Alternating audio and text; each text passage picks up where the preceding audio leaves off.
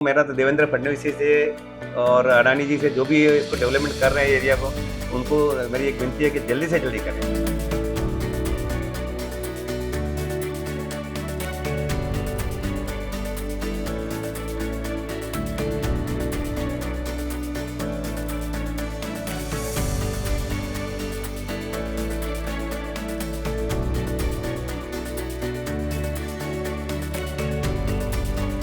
मेरा नाम धारावी है, पर एरिया सेफ है।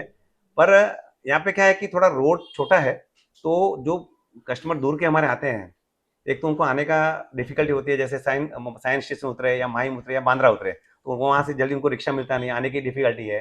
फिर बाद में चल के आए तो 15-20 मिनट लग जाती है। फिर बाद में रोड छोटा है, खुद की गाड़ी लेके आए तो उनको पार्किंग मिलती नहीं है, तो और हॉकर्स लोग बैठ जाते हैं आगे।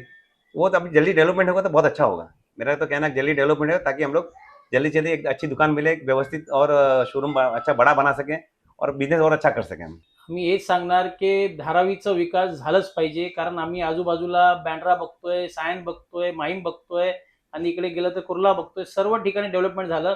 धारावीचा विकास रखडलाय. त्याच्यामुळे धारावीतील लोकांना विकास तर हवायच, पण विकास करत असताना त्यांना विश्वासात घेऊन आणि धारावीतील लोकांचं एकच मत आहे की धारावीच्या धारावीमध्ये देण्यात यावं.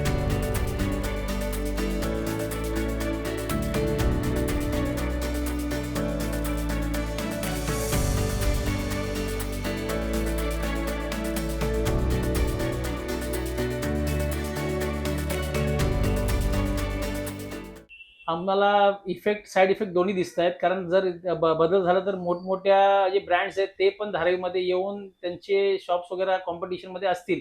पण आम्हाला आमच्या स्वतःच्या कारिगिरीवर आणि आमच्या कामावर विश्वास आहे. आम्ही ते काम चांगल्या पद्धतीने करू. पण आम्हाला गव्हर्नमेंटनी कमीत कमी आम्ही स्थानिक आणि मूळ रहिवासी समजा 100-1 वर्ष 50 वर्षापासून जे कामं करतायत, तर त्यांना काहीतरी बेनिफिशियल दिलं पाहिजे.